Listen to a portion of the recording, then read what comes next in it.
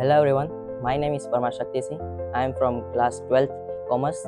मैं आज अपना एक्सपीरियंस शेयर करना चाहूँगा क्योंकि आज हमारा फेयरवेल का दिन है, मतलब लास्ट दिन है हमारा।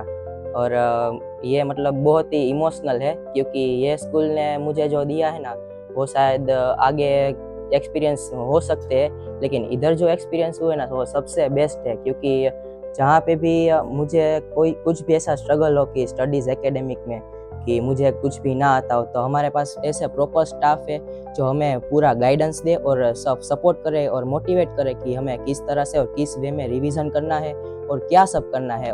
तो उससे हमारे बोर्ड्स के रिजल्ट अच्छे आ सकते हैं। हमारी स्कूल में बात करें तो सिर्फ एकेडमिक्स का ही नहीं, मतलब स्पोर्ट्स एंड म्यूज़िक एंड उस सब का उस समय भी इतना ही इम्पोर्टेंस है जितना एकेडमिक्स में दिया जाता है। और हमारे स्कूल में देखे जाए तो लेबोरेटरी भी है जिसमें साइंस का स्टूडेंट्स होते हैं वो भी प्रैक्टिस करके आगे बढ़ सकते हैं। और मैं नए स्टूडेंट्स को ये कहना चाहूँगा कि आप अगर इधर आ गए तो बाद में ऐसा ही होगा कि हमें मतलब इधर ही रहना है।